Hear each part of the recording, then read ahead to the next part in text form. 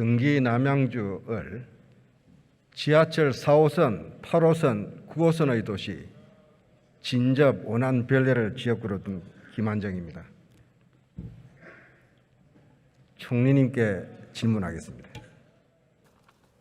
예, 총리님 안녕하십니까? 우리 경제가 어려움이 점점 가중이 되고 있죠? 네, 그렇습니다. 그런데요, 제가 궁금한 게 하나 있습니다. 경찰국 설치가 그렇게 지금 시급하고 긴급하고 중대한 국정과제입니까? 의원님 너무 잘 아시고 계십니다만 경찰의 업무를 과거에는 청와대 민정수석이 관장을 했습니다. 그런데 이번에 청와대 민정수석이 폐지가 됐고, 그러면 그 업무를 좀 지원할 수 있는, 예를 들면 검찰청의 업무를 지원하기 위한 법무부의 검찰국 같은 그러한 조직이 하나 있어야 된다는 것은 되게 많은 국민들도 그 필요성을 필요하다고 생각하는 그런 부분인 것 같습니다. 그런데 우리 국민들은요, 기름값이 오르고 금리도 오르고 장바구니 물가도 오르고 못 살겠다고 그러는데 좀 제발 정부와 국회가 경제에 좀 집중해 달라고 하는 거 아닙니까? 근데 뉴스 한번 보십시오. 내내 경찰국 설치 이 이야기입니다. 지금 우리 경찰 때문에 경찰국이 없어서 우리 경제 관리 잘 안 되고 있습니까? 아니잖아요. 경제에 대한 집중은 또 우리 경제부처의 강요들과 또 관련되는 분들이 또 열심히 하고 있고요. 또 행정안전부로서는 경찰을 관리하고 지원하는 차원에서 또 필요한 조직을 만들어야 되지 않나 그렇게 생각합니다. 어제 이상민 행안장관께서 상당히 저는 실언했다고 봅니다. 이 경찰국 설치에 대한 경찰의 집단 반발이 12.12 쿠데타다에 준하는 상황이다. 총리께서 이 문제에 대해서 어떻게 생각하시냐? 근데 할 수 있는 표현이라고 말씀을 하신 것 같은데 맞습니까?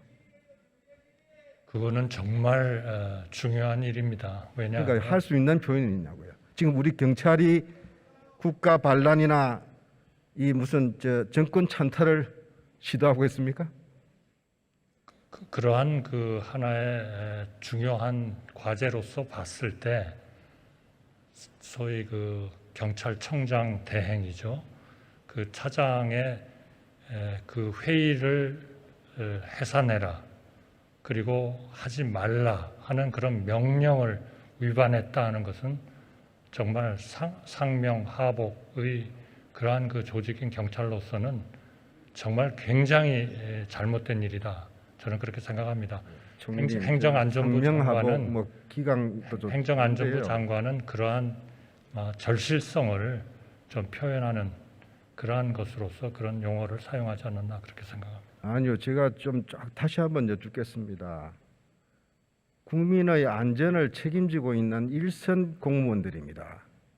그 경찰에다 대고 집권 여당이 대통령이 총리께서 같이 맞장구 치면서 쿠데타 세력이라고 하면 되겠습니까? 예? 그건 모든 경찰이 철회하십시오. 그 말씀은 예? 좀 표현이 가했다 이러면 되는 거 아닙니까? 예? 모든 경찰이 다 그렇다는 게 절대로 아니지 않습니까? 저는요, 총리님이 자꾸 이렇게 총리님까지 이러시는 거 보면서 제가 길을 좀 의심했어요. 제가 아는 한덕수 총리님은 그런 분이 아닌데, 제가 20년 전에 김대중 대통령 청와대에서 우리 총리님 경제수석으로 정책기획수석으로 제가 모시고 같이 일했지 않습니까? 저는 부속실장이었고요. 김대중 대통령께서 유능하고 합리적인 분이라고 굉장히 높이 평가한 것으로 제가 알고 있는데, 총리께서는 국정 안정을 위해서나 정부의 경제 관리를 위해서나 이런 문제로 국론이 분열되고 혼란에 빠지는 것을 그래도 좀 막으려는 노력을 해 주셔야 되는 거 아닙니까?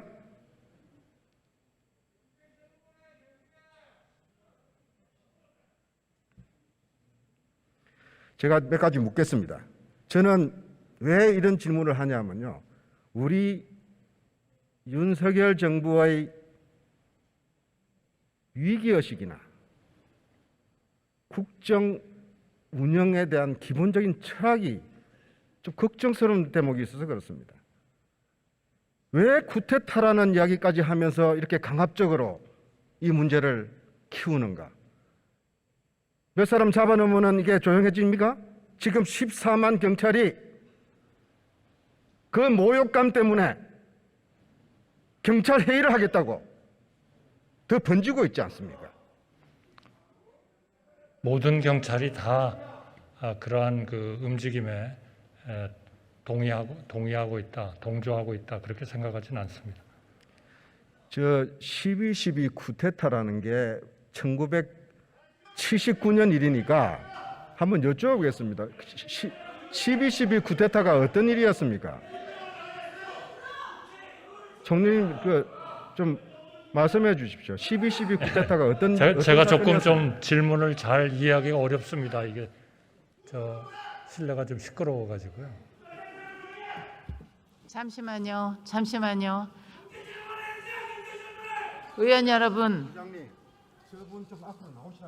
의원 여러분, 의원들께서 질의하실 때는 상호 존중하는 분위기 속에서 회의가 원만하게 진행될 수 있도록 경청해 주시기 바랍니다. 저분 누구세요? 저분 누구세요?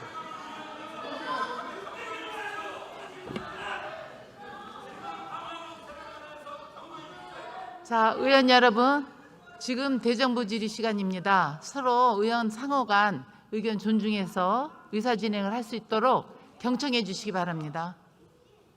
총리님, 네.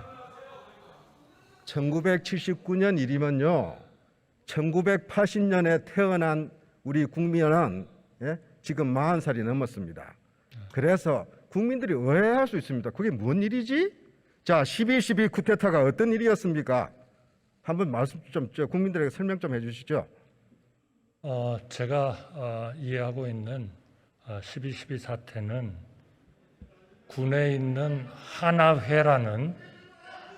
하나회라는 소수의 군인들이 그 자기들 본인들 사이에서의 하나의 그런 상당히 긴밀한 관계를 유지를 하면서 결국 군인으로서는 하지 말아야 되는 그런 걸 정확히 뭐라고 표현해야 될지 모르겠습니다만은 위수 지역을 이탈해서 군인과 경찰에게만 우리나라에서는 주어져 있는 하나의 공권력, 무기 사용 권한 이런 것들을 그 국민들이 그 권한을 부여를 했음에도 불구하고 본인들의 어떤 해야 하는 이익을 위해서 일종의 결집을 해서 당연히 군인으로서는 하지 말아야 되는 그러한 군대 하지 말아야 되는 것에 모이고 그걸 통해서 국가의 어떤 기본 질서를 하나의 문란시킨 그러한 사안이다. 저는 그렇게 생각합니다. 그 12.12 쿠데타의 주동자가 누구였습니까? 글쎄요, 저희가 사후적으로 알았습니다마는 전두환 대통령이었다는 그런 얘기를 하고 우리가 그렇게 듣고 있는 거죠. 그래서 전두환 정권이 탱크로 전방에 있는 부대까지 빼가지고 군권을 장악하고 권력을 찬탈한 사건 아닙니까? 그게 12.12 쿠데타죠? 그렇죠. 네. 지금 우리 경찰이 무장을 해서 용산을 쳐들어왔습니까? 탱크를 몰고 왔습니까? 장갑차를 몰고 왔습니까? 도대체 왜 이러시는 겁니까? 난 그게 궁금해서 왜 일국의 장관이라는 사람이 경찰을 보고 쿠데타 세력이라고 이런 이야기를 함부로 할 수 있는 이런 대한민국이 됐습니까? 그게 왜 총리님께서는 그 말은 좀 과했다. 그거는 국정에도 도움되지 않는다. 왜 이야기 안 하시는 겁니까?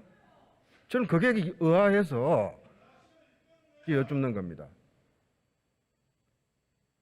쿠데타 세력이라고는 얘기 안 했을 겁니다. 제가 지금 다 기억은 못합니다만 그러한 그 소위 상사의 명령에 불복을 하고 모이는 그러한 상황은 그러한 공권력을 우리 국민이 허용을 한 그런 분들이 해야 할 일은 아니고 그런 것들이 마치 12.12 때 그런 소수의 군인들이 본인들의 어떤 그런 평소에 이런 거를 통해서 형성된 그러한 그 관계에서 그렇게 모이고 결국 궁극적으로 국가에 해를 끼쳤다. 저는 뭐 그렇게 이해하고 싶습니다. 우리 경찰이 쿠데타를 하기 위해서 모였다. 그거는 아니지 않나. 예, 그렇죠. 그죠? 표현이 과한 거 맞죠? 그런 점에서는 좀 과했다고 봐요. 부적절했죠? 저는 행정안전부 장관의 그런 절실한 그러한 하나의 절실하다고 그러한 사태 절실하다고 14만 경찰한테 모욕을 주는 발언을 장관이 하면 되겠습니까? 글쎄요. 그런 절실한 그러한 상황을 표현을 한 자, 겁니다. 적절했습니까? 부적절했습니까? 저는 좀 표현이 과하기는 했지만 그 사안의 절실성과 중대성을 비해서는 저는 행정안전부 장관이 얘기할 수 있다. 그렇게 생각합니다.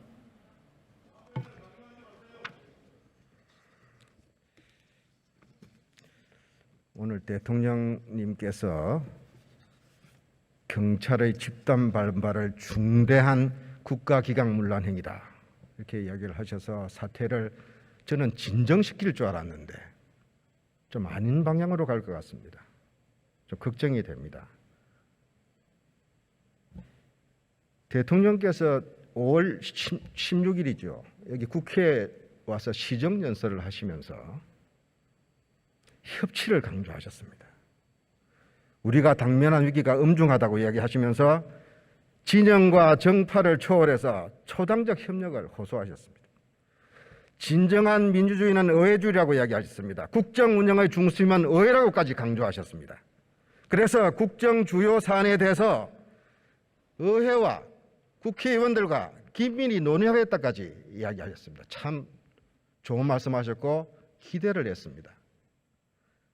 그런데 그런 협치를 하겠다는 대통령께서 야당이 반대하고 국민 여론도 대단히 지지하지 않고 당사자인 경찰들은 모욕감 속에서 반발을 하고 있는 이런데 기름을 끼우는 것이 협치 정신이십니까? 총리님께서는 어떻게 생각하십니까? 저는 그 문제에 대해서 국민들이 다 반대하고 있다. 저는 그렇게 생각하지는 않습니다.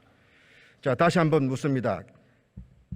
윤석열 정부는 경찰국 설치가 경제위기 극복을 위해서 우리 국민들의 민생 고통을 덜어주기 위한 협치에 걸림돌이 될지도 모르는 이런 풍파를 스스로 만들어 가시는 그런 것이 과연 국정안정에 도움이 되고 대통령께 도움이 되고 국민한테 도움이 되고 협치에 도움이 된다고 생각하십니까? 저는 지금 의원님의 걱정은 제가 이해를 합니다만 그러한 그 경찰 행정을 제대로 하기 위한 경찰국의 그러한 설치와 이 경제 문제에 대한 대응은 그렇게 둘 중에 하나이면 안 된다 하는 것은 아니다. 저는 그렇게 생각합니다. 총리님 총리님 입장도 여러 가지 이해가 갑니다. 근데 적어도 저는 그렇게 생각합니다. 제가 아는 한덕수 총리님은 저는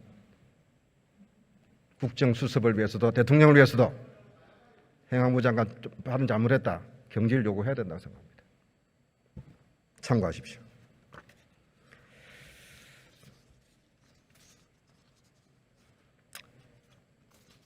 지금 윤석열 대통령께 이 자리에 안 계시기 때문에 총리님께 꼭 좀 전해달라 부탁드립니다.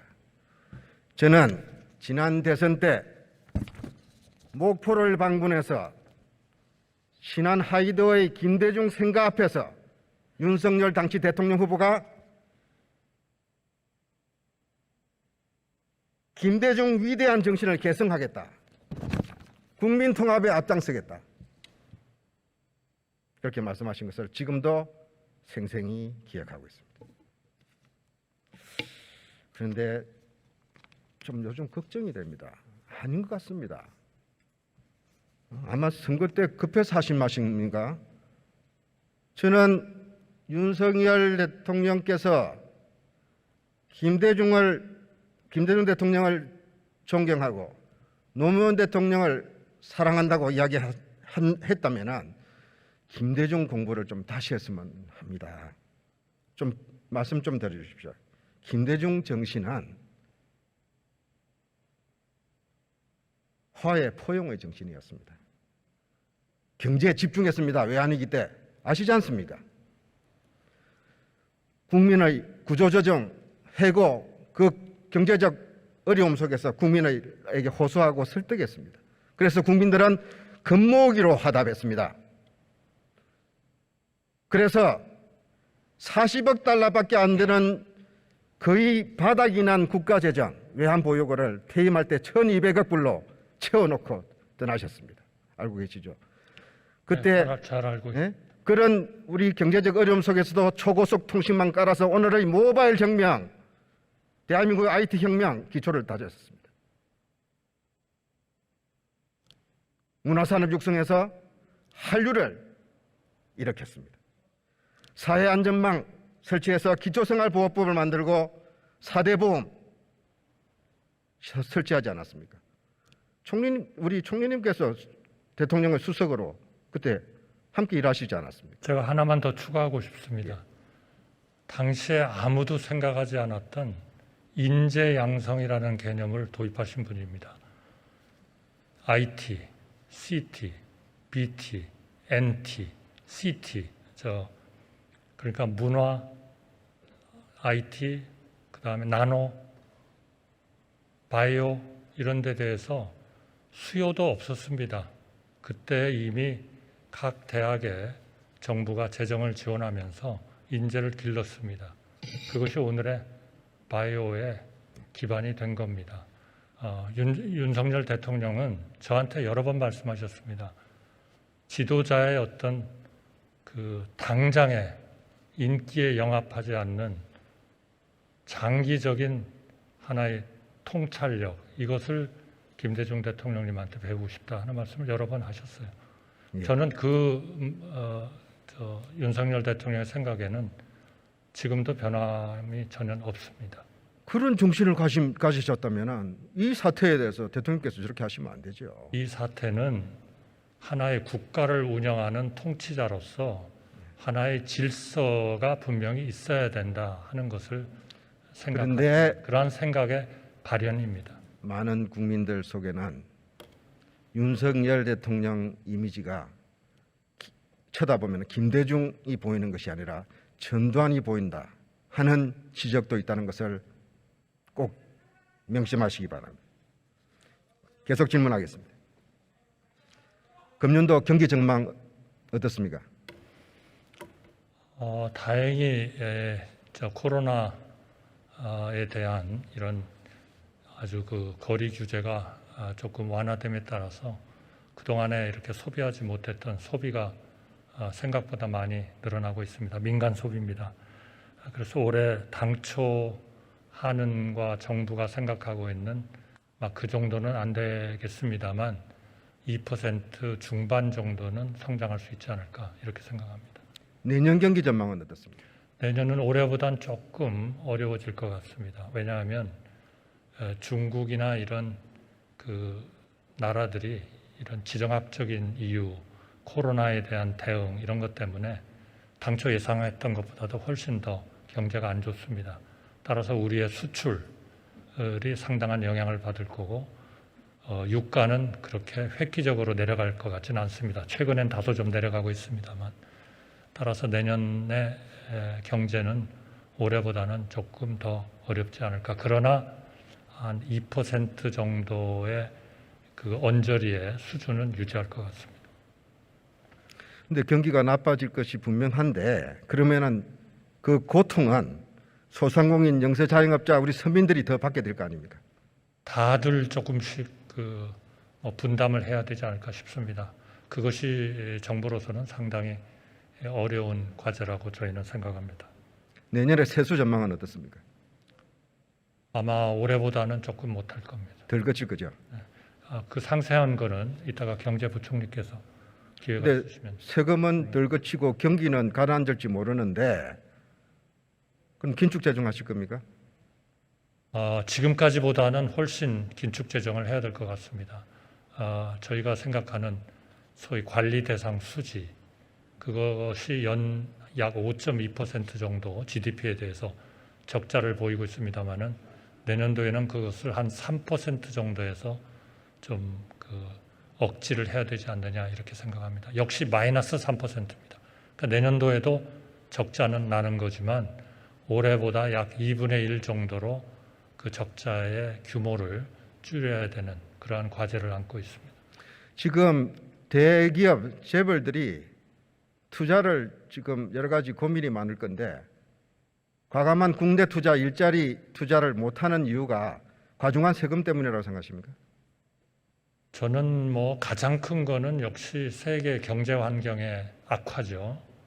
그리고 금리도 예상보다 좀 올라가고 있고 또 규제도 아직까지도 상당한 문제고 이제 규제에 대한 규제 혁신을 위한 프레임을 만들고 아마 7월 말서부터는 그 로드맵과 이제까지 저희가 완성시킨 그런 결론들이 이제 나오기 시작하겠습니다만 그러나 아직도 충분치 않습니다. 그리고 저희가 좀 더 기업들이 하나의 그런 CEO 그 리스크로 여기고 있는 이런 부분에 대해서 좀 더 명확한 이러한 방향 같은 거를 좀 줘야 될 것 같고요. 그래서 이것은 물론 세금은 그 중에 하나의 요인이 될 겁니다. 그러나 경제 전체가 지금 어렵고 또 내년에도 전망이 굉장히 불투명하기 때문에 이러한 우리가 할 수 있으면 기업을 조금 그 투자를 자극할 수 있는 그러한 정책은 해야 된다 이렇게 생각합니다.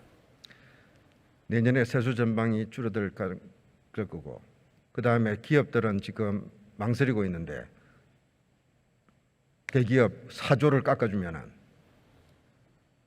그러면 우리 힘들고 어려운 국민들한테 갈 재정 지출은 어떻게 됩니까? 의원님 잘 아시겠습니다만은 대기업이 그러한 그 정책에 의해서 생각보다 조금 더 운영을 잘 한다면 그건 결국 소위 전국적으로 다는 아니겠습니다만은 수십만 수백만의 주주들에게도 영향을 좀 줄 수 있을 거고요.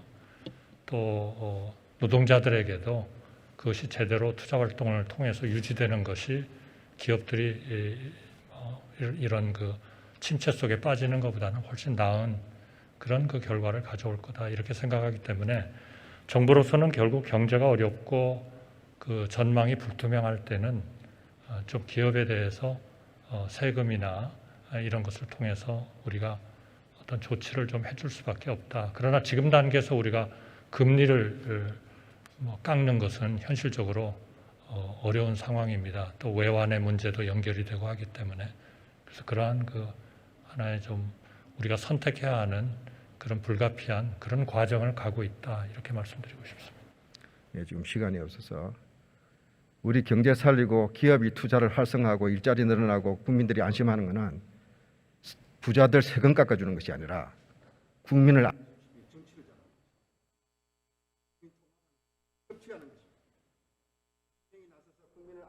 안정시키는 거라고 생각합니다.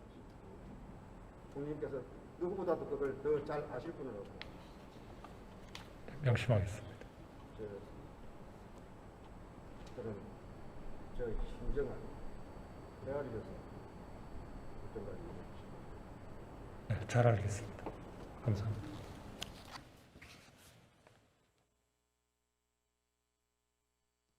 김한정 의원님 수고하셨습니다.